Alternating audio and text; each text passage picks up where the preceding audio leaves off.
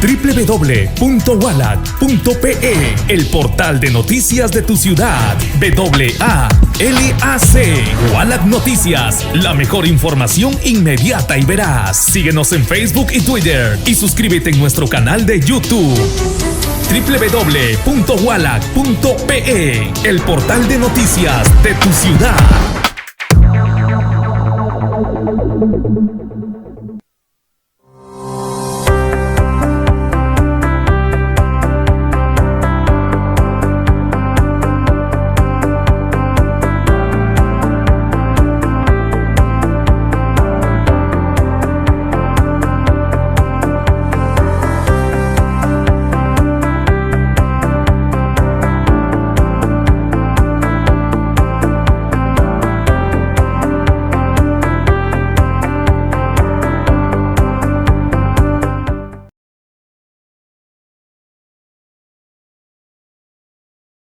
Amigos, ¿qué tal? Volvemos con entrevistas a candidatos a las elecciones 2021. Usted sabe, 11 de abril elegimos al nuevo presidente o a la nueva presidenta de la República y también a los 130 congresistas que van a representarnos en el Parlamento. El día de hoy nos acompaña Marixa Gil Ordinola. Ella es la candidata con el número 3 del Partido Acción Popular. Candidata Marixa Gil, muchas gracias por estar con nosotros.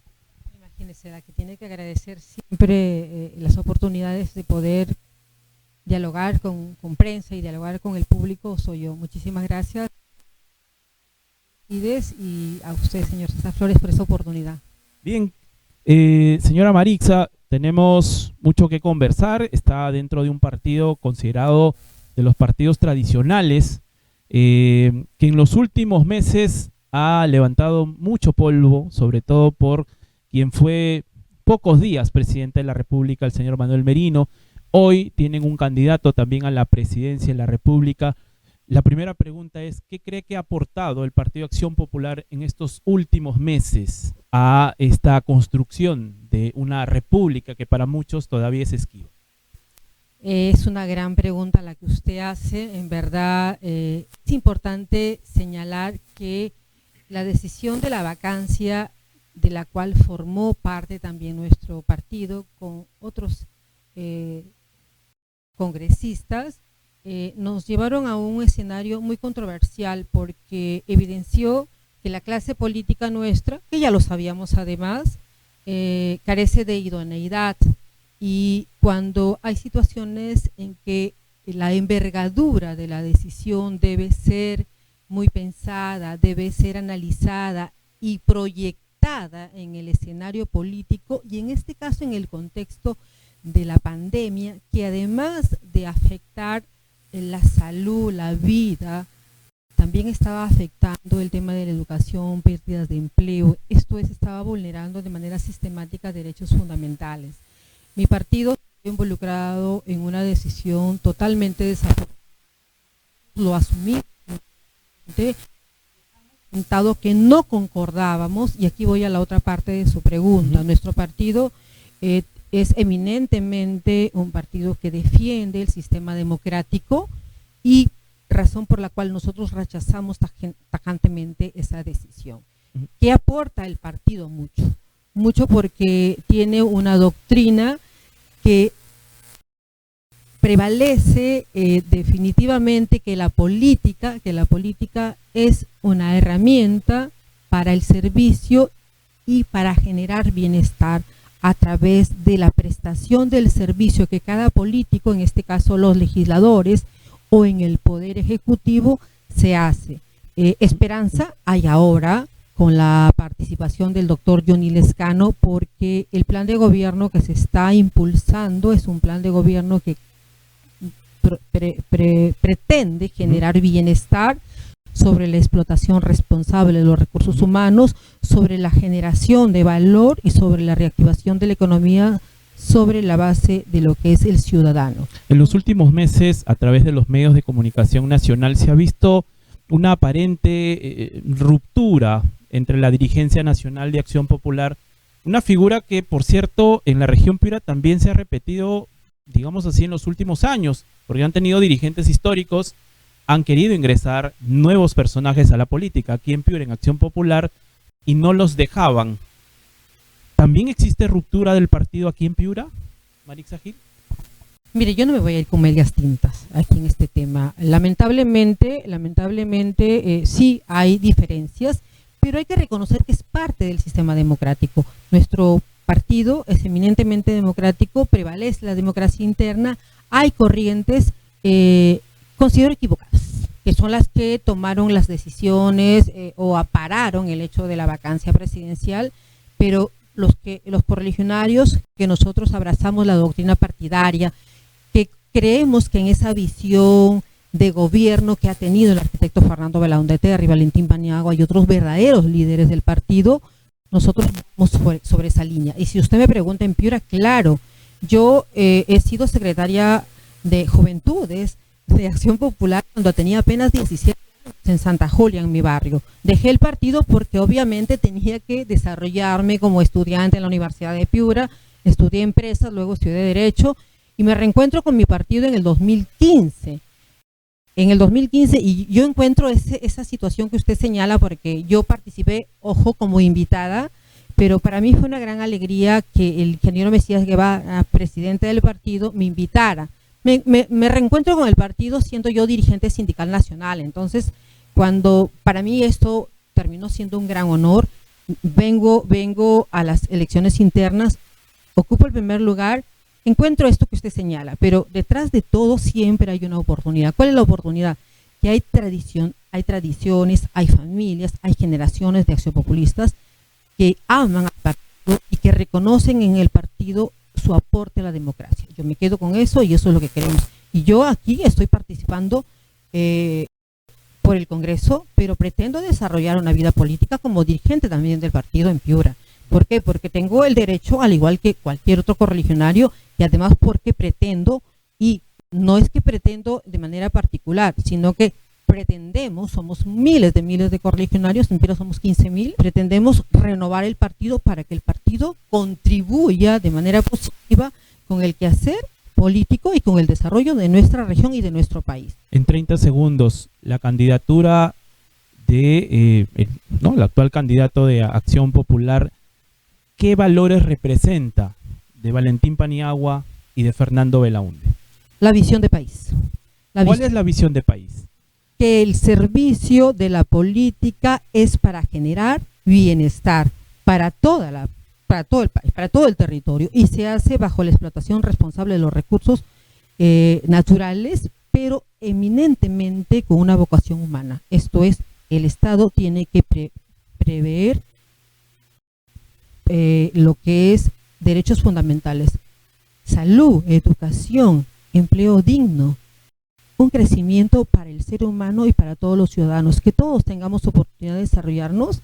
Y aquí es importante señalar que el arquitecto Fernando Belaúnde Terry marca la pauta de desarrollo de nuestro país, y sobre ese camino, además el doctor Johnny Lescano, y yo me saco el sombrero porque lo veo haciendo una campaña titánica, muy austera, pero con un corazón tan grande, que eso viene del convencimiento de que su plan de gobierno, que aquí lo tengo, su plan de gobierno tiene que llegar, tiene que ejecutarse. Vamos a llegar, el Ejecutivo, yo tengo muchas esperanzas, con una contienda bastante desigual en el tema de los recursos económicos, pero el corazón, la esperanza por un quehacer decente de la política es lo que va a prevalecer. Les voy a dejar una pregunta picando, porque nos está diciendo la producción que nos quedan 2 minutos de este primer bloque. Usted ha estudiado Administración de Empresas, ha estudiado Derecho, ha sido dirigente sindical en la SUNAT, ha nacido en un barrio muy tradicional del nuevo distrito 26 de octubre, y digo nuevo porque tiene 7 años como distrito, aunque como sector oeste tiene más de 60 años. Sí. Y quiere, como propuesta principal, según nos han comentado ya y hemos leído en sus propuestas, trabajar por el empleo. Un tema muy picante en una situación como esta de la pandemia, donde prometer empleo o trabajar por el empleo se hace poco creíble. No, claro que no. Denos unas pinceladas antes de irnos a corte sobre esta propuesta que usted está trabajando. Sí, la estructura fundamental es empleo, sí, abuso no.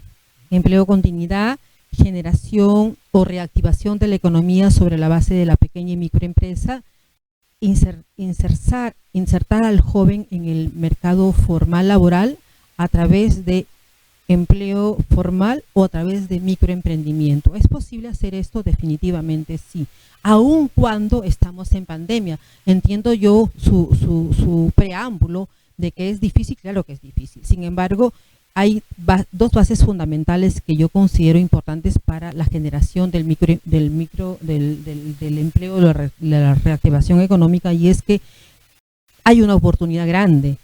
Hasta antes de la pandemia el 30% del empleo era formal, ¿verdad? Entonces tenemos 70% por formalizar, y además las cifras de la última década hablan de que el 95% de los empleadores, o sea, de cada 100 empresas, 95 son microempresas.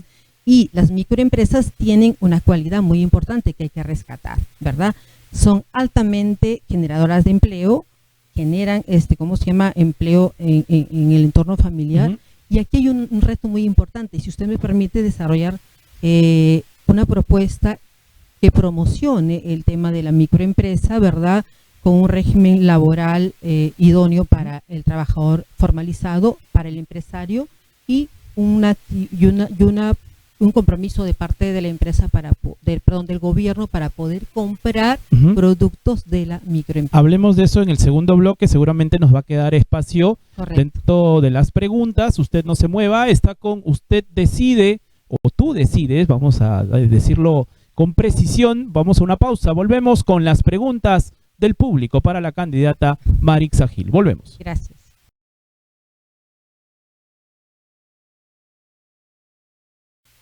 Bien, amigos, ¿qué tal? Volvemos con Tú Decides, este programa de la coyuntura electoral. No se olvide, este 11 de abril volveremos a elegir al presidente o la presidenta de la República y también a los 130 congresistas. Nosotros estamos llevándoles a sus hogares, donde usted esté, en su dispositivo electrónico, en su pantalla, toda la información que los candidatos nos vienen brindando en estas entrevistas que tenemos aquí en nuestros estudios. Hoy nos acompaña Marixa Gil Ordinola, candidata de Acción Popular con el número 3 para la región Piura. Marixa, vamos a escuchar en este segundo bloque las preguntas del público que te hacen en este momento. Adelante con la primera pregunta. Mi pregunta para la candidata Marixa Gil es con respecto al sector agrícola. ¿Cuál es su propuesta para mejorar la brecha de la agricultura? Muy bien, ahí estuvo la pregunta. Marcela Galán, 23 años, dice, ¿cuál es su propuesta para mejorar la brecha en agricultura? Le agradezco la pregunta porque justamente uno de los brazos para generar empleo es la agricultura. Nuestra región es un prodigio de la naturaleza, y la explotación agrícola con responsabilidad debe generar una palanca de desarrollo para todos. Ahora, ¿cuál es mi propuesta? Definitivamente a la agricultura se le debe dar valor agregado. Esto es, hay que generar un programa promocional para que el agricultor tenga tecnología, tenga financiamiento para poder mejorar el tema de lo que es maquinarias, equipos, además capacitación en lo que es gestión empresarial, para que pase de una actividad eminentemente primaria a una actividad comercial para el mercado interno y para el mercado de exportación. ¿Esto es posible? Claro que sí, ya hay ejemplos inclusive de empresas chilenas que han hecho eso. Entonces, el gobierno debe comprometerse como una política de Estado para que promueva esta actividad agrícola con rentabilidad. Y hay que reconocer además que la actividad agrícola es eminentemente familiar. Entonces hay que tratar de cambiar la cultura hacia una mejora en gestión. De acuerdo, muy bien. Ahí estuvo la respuesta para Marcela Galán. Vamos con la segunda pregunta. Adelante.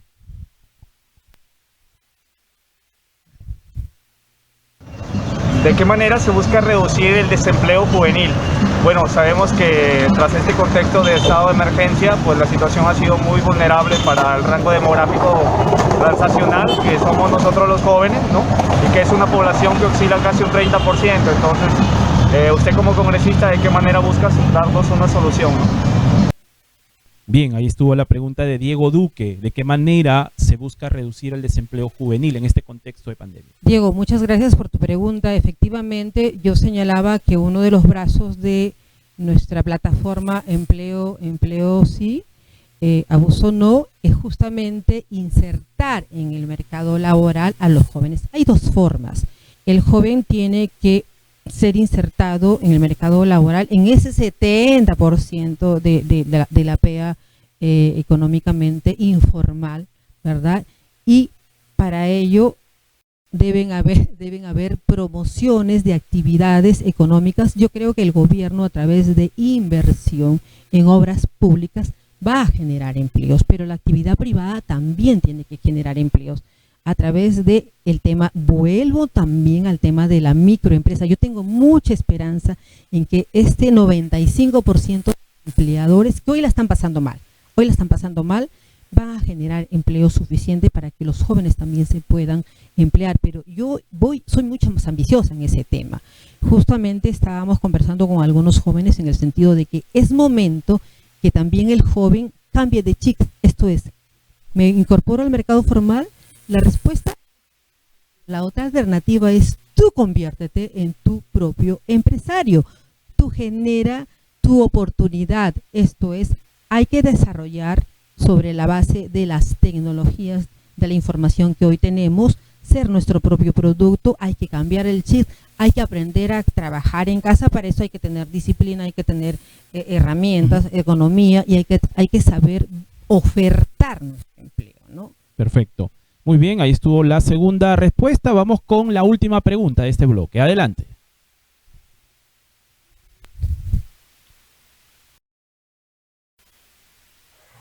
Candidata Marixa Gil, me gustaría conocer qué tan enterada está usted de la realidad que vivimos algunos ciudadanos en Piura. ¿Sabe usted cuál es el motivo que ha llevado a realizar a los pobladores de la Unión un paro indefinido que hasta la fecha ya va en su segundo día y no hay ninguna respuesta positiva para levantar este paro? Muy bien, ahí estuvo Danilo Valdivieso. Su respuesta, por favor. Danilo, candidata. sí lo sé. Lamento que la población de la Unión haya tenido que levantarse nuevamente por un problema álgido que tiene que ver con un tema básico, un tema de un derecho fundamental, que es el derecho a la salud. El no tener agua, el no tener desagüe, el no tener la seguridad de aprovisionarse algo para el bienestar familiar y además para generar actividad económica. Si tú no tienes agua, si no tienes un servicio de desagüe, no vas a poderte desarrollar. Y están molestos y tienen que protestar, y están en todo su derecho. Ahí mi compromiso es: no soy congresista, soy candidata. No es solamente la labor de fiscalizar, hay que representar. Esto es, hay que insertar en el presupuesto de la región, en el presupuesto del Estado, obras de calidad. Además hay que fiscalizar, porque si ya han construido una obra que está mal hecha o abandonada, hay que sancionar al responsable, porque utilizar mal los impuestos en obras de esta naturaleza que se abandonan es un acto de corrupción. Y hay que perseguir al culpable, definitivamente. Ahora, aprovechando estas últimas reflexiones de estas tres preguntas, candidata Marixa Gil, ¿usted es más Estado o más inversión pública? Más inversión privada, perdón. Es que no hay una disyuntiva ahí. Uh-huh. El tema del desarrollo económico, el tema de la reactivación económica, mucho más en el tema de la pandemia, necesita la participación tanto del Estado como del empresario privado. Sin embargo, en el contexto en el que estamos, en el que tenemos que invertir en educación, tenemos que invertir en salud, me parece que el escenario que viene prioritariamente debe manejarse con inversión pública, pero con eficiencia y sin corrupción. Pero eso es lo que nos falta, porque en los últimos resultados las cifras dicen que la ejecución de la inversión pública en gobiernos regionales y locales, si hablamos de Piura, es bastante pobre. Entonces, ay, mire, ese es otro tema, pero señor claro, César Flores. Estamos hablando puntualmente, y gracias por la pregunta, estamos hablando de una carencia en la capacidad de la gestión. Justamente yo conversaba con una joven hoy en la mañana que hay que sentir vergüenza ajena cuando y le digo al señor Servando García, Cuando una autoridad o un político pretende postular a un cargo para el que no está preparado, ese ya es un acto de corrupción. Y lo que estamos viendo en este momento, que se asigne presupuesto para ejecutar la inversión en diferentes áreas y sectores y no se tenga la capacidad para hacerlo. Por favor, ¿de qué estamos hablando? No postules para ese cargo. ¿Y cómo lo solucionamos en el corto plazo? Porque la plata está ahí, cambiamos funcionarios, los capacitamos, ¿qué se puede hacer allí? No, hombre, que nadie puede dar lo que no tiene. ¿Cómo que vas a capacitar? Yo creo que ahí hay lo sacamos y ponemos a otros, para ser más claros. Lamentablemente no se puede hacer así, no es que uno hace un cambio de piezas y se acabó, sino que yo creo que la meritocracia, y vamos al tema del empleo, la meritocracia en el sector público tiene que ser muy bien cuidada. Hay que diferenciar en cargos de confianza, ¿verdad? Y cargos de profesionales que se desarrollan a lo largo de una carrera dentro de una institución pública. Hay profesionales muy eficientes, muy bien preparados, lo hay. Lo que pasa que también, lamentablemente, dentro del sector público, un grueso número de puestos se dan por favores políticos. Entonces, si tú estás postulando a un puesto y lo ganas porque reúnes el perfil apropiado para el cargo, pero carambas, apropiado para el cargo para el amigo que te está contratando. Pero si no sabes ni por dónde canta el gallo, perdóname la expresión, o sea, estamos hablando de este tipo de ineficiencias. Un congresista legisla, hay que cambiar la ley Servir, hay que reformarla, ¿qué hay que hacer para lograr eso que usted está planteando? Mire, la ley Servir tiene muchas honduras, la hemos vivido nosotros, hemos luchado nosotros desde mi quehacer como funcionaria pública. Le soy sincera, luchamos porque la ley Servir no se implementara, ¿no? Sin embargo, ya está en ejecución. Hay que analizar costo-beneficio, esto es, ya se implementó, hay que ver si los resultados que se pretendían conseguir con la ley Servir, esto es, estandarizar el sector público, desarrollar un sistema de meritocrático, todo esto hay que contrastarlo con la realidad. ¿Se está ejecutando, no se está ejecutando? ¿Hay respuestas, no hay respuestas? Hay que ver. Bueno. Bien, estuvimos con las respuestas de la candidata Marixa Gil. Estamos terminando este segundo bloque. Nosotros vamos a una breve pausa y retornamos con más preguntas con la candidata Marixa Gil, número 3 del Partido Acción Popular. Volvemos.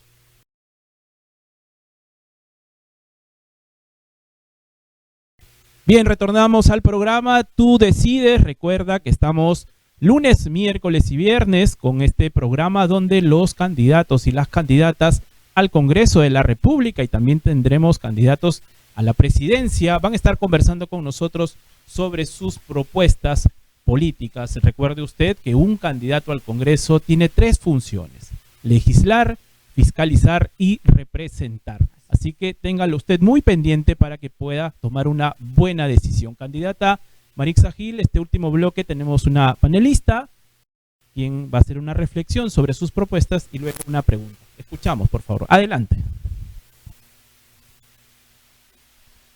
Marixa Gil ordenó la candidatea al Congreso por Piura con el número 3 por Acción Popular.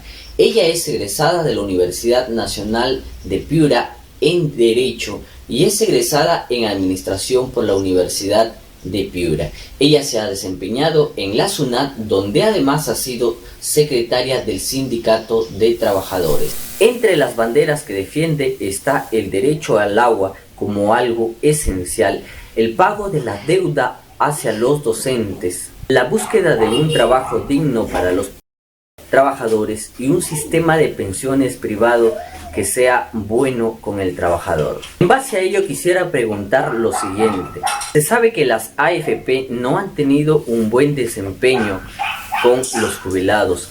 ¿Cómo pretende que eso no se dé así de nuevo desde su propuesta? Y por otro lado, con respecto al agua, se sabe que el agua viene de las zonas altoandinas, de la Sierra de Yavaca y Huancabamba. Sin embargo, ahí están por asentarse ciertos proyectos mineros. Para usted, ¿la minería pone en riesgo o no el tema del agua, la calidad y que venga hacia las zonas bajas como es Piura, Tambo Grande, que es agrícola, por cierto? Muchas gracias. Bien, ahí estuvo la consulta de nuestro usuario Jackson Correa, que pone 2 temas bastante amplios para conversar. Pero bueno, le dejo a usted la palabra, candidata Marixa Gil. A ver, la última parte. Primero, sobre el tema del agua, claro, mi defensa ha sido que el agua es un derecho esencial y por lo tanto hay una defensa irrestricta de ese derecho. Y puntualmente aquí tengo que hacer una aclaración. El tema tiene que ver con el manejo de la EPS. Grau está en reestructuración empresarial desde noviembre del 2001 hasta la fecha. Ese proceso no ha dado resultado. Y respecto de que el aprovisionamiento del agua viene de los páramos, viene de la altura de la sierra, claro, es cierto eso. Siempre está enfrentamiento entre la explotación minera y la explotación agrícola. Yo había señalado que uno de los temas que fundamentalmente deben promoverse y desarrollarse como política de Estado es el tema de la agricultura como generadora de desarrollo, no solo económico, sino humano, ¿no? Y ahí no necesariamente estamos yendo en contra de la minería, pero si la minería se explota en zona de frontera, si la minería afecta el medio ambiente, si la minería genera además vicios que ya conocemos, esto es trata de personas, hablando de minería informal, si la minería no promueve el desarrollo sostenible, esto no cuida el medio ambiente, habría que observar el tema minero. Pero aquí, si usted me pone en el tapete, mi propuesta va en el sentido de establecer un régimen eminentemente promocional de la actividad agrícola. O sea, va a priorizar lo agrícola, no la inversión minera. Definitivamente el tema agrícola, así es. De acuerdo. La segunda consulta que hacía Jackson Correa. Respecto de las propuestas. Así es, del tema de las pensiones. Sí, mire, señor Jackson está muy bien enterado, ha resumido todas las propuestas que tengo. Me voy a detener en el tema del sistema pensionario. ¿Qué es lo que ocurre? Que también hay que tener claridad del contexto en el que estamos en este momento. La congresista Carmen Omonte hoy tiene el encargo de sacar una ley que reforme el sistema pensionario. Ya han avanzado porque han aprobado un proyecto de ley que a mí me preocupa de sobremanera, porque no se trata de destruir lo que está medianamente bien para sumarlo y hacer un mix incomprensible. Nos preocupa. Claro, bastante. ¿Por qué? Porque estás pretendiendo mejorar el sistema pensionario que reconocemos tiene dos brazos. Esto es el sistema pensionario nacional, la ONP, y el sistema de la AFP. Pero pretender licuar estos dos sistemas y meterlos en uno solo y además generar un ente que va a supervisar. Dice que no va a administrar, ella dice que no va a administrar, dice que solamente va a supervisar, pero de lo que se ha leído, la injerencia es mucho mayor a una supervisión. Entonces, si yo tengo actualmente el Sistema Nacional de Pensiones, que es un sistema, para entenderlo fácilmente, un sistema de carácter comunitario, esto es, todos los aportantes activos contribuyen a este sistema y de manera solidaria del sistema se toma del fondo y se va pagando a los que hoy son pensionistas. Esa es la naturaleza del sistema. ¿Hay requisitos que consideramos no son justos? Sí. Que haber aportado 20 años para acceder a una jubilación. Ese es el estado actual, ¿verdad? Se puede reformar definitivamente para tener una pensión gradual, para tener una pensión mejor o para reducir los requisitos para acceder a una pensión. Claro que sí.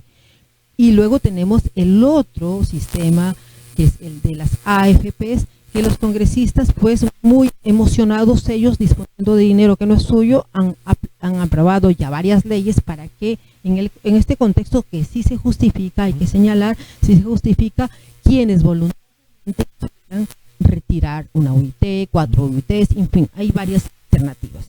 Pero pregunto si el sistema resultado quiere mejorar el sistema de las AFPs. O sea, nadie en su sano juicio es que tú le das tu dinero, porque es tu dinero, lo retienen, lo restan si se quiere de tu remuneración mensual y va a un pocito que no es común, ojo, es individual. Estamos hablando de una cuenta individual de capitalización. Cada trabajador tiene su cuenta, ¿verdad? Entonces, sabe, por ejemplo, usted, señor Flores, sabe que tiene, por decirte, hoy día 50.000 soles, vamos a poner. Lo que sí es criticable, porque hay que señalar, es que tú le entregues tu dinero al sistema de las AFPs, ellas te cobren a ti una comisión por administrarlo, pero el sistema está diseñado de manera tal que si hay pérdidas, las pérdidas se imputan al usuario, al trabajador, y ellos tranquilitos. Eso se puede mejorar, claro que sí, pero no estoy de acuerdo con la propuesta que se está trabajando, que bueno, ya prácticamente es un proyecto de ley y está siendo sociabilizado, como dicen los políticos, para ver que se avanza. Bueno, de terror, ¿no? Porque ya sabemos cómo el Estado termina administrando todos los aportes que hacen los trabajadores, ¿no? Históricamente el Estado es malísimo administrando. Lo segundo es que, bueno, sí, hay que mejorar las AFP. Quizá lo criticable es que se han mostrado muy reacios por mucho tiempo a una mejora, ¿no? En estos cobros que le hacen a los aportantes, ¿no? Claro. Y la ONP es otro rollo, pero decir que vamos a meterlos a todos es complicado. Ahora, ¿cómo trabajar eso desde el Congreso? Porque sabemos que además de los congresistas, cada uno defiende posturas, hay otros intereses, hay lobbies. ¿Cómo sacar esto? Porque de verdad parece que es una cuestión muy complicada. Señor Flores, usted está muy informado. En verdad, y aquí hay que ser claros, cuando hablamos del sistema de pensiones, hablamos de grupos económicos. No los voy a mencionar acá. Hablamos de grupos económicos que están interesados en mantener el sistema tal cual. Hay que tomar valor y ahí está el tema de la representación. El congresista representa a su votante, a su ciudadano, y parte importante son los trabajadores. Entonces, tienes que evaluar, tienes que hacer un diagnóstico, tienes que concluir que hay que mejorar, claro, muchas cosas. Hay injusticias, sí, porque te dan tú le das tu dinero, das tu confianza, te cobran una comisión y te trasladan la pérdida y ellos bien. Eso se puede mejorar, sí, pero me parece que es criticable que se pretenda licuar y hacer un solo sistema, un híbrido, que yo no le encuentro ni pies ni cabeza. Perdóneme, de repente usted sí, pero yo no le encuentro ni pies ni cabeza. Y están yendo contra la decisión personalísima de cada trabajador. Esto es, yo como trabajador en el momento que tuve que decidir, podía optar por la ONP o por la AFP. Opté por la AFP bajo el sistema en que estaba, pero tú, legislador, tú, ejecutivo, tienes la obligación de legislar, de trabajar por mí. Mejórame el sistema, pero no me lo quites. Perfecto. ¿No? Nos queda corto el tiempo, la producción nos indica el tema del tiempo. Candidata Marixa Gil, 30 segundos, por favor, esa es su cámara, diríjase a su elector. En este programa Tú Decides, hay que invocar a que la decisión, nuestro voto, sea pensado, razonado y muy responsable. Elige bien, busca, audita a tus candidatos al Congreso, dale la confianza a quien ya demostró que trabajó y que va a seguir trabajando, no a aquel que te vende historias. Así que este 11 de abril, marca la lampa por Johnny Lescano, presidente de la República, y escribe el número 3 por Marixa Gil, que ya trabajó y va a seguir trabajando por ti, por toda la región y por todo el país. Bien, muchísimas gracias a la candidata Marixa Gil Ordinola, número 3 del Partido Acción Popular. Nosotros llegamos hasta aquí con la entrevista. Volvemos más adelante con más candidatos, con más propuestas en Tú Decides. Nos vemos.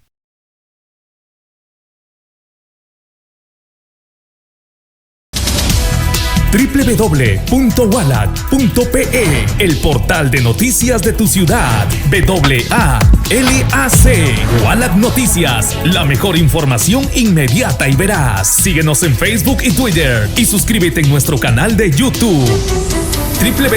www.wallac.pe, el portal de noticias de tu ciudad.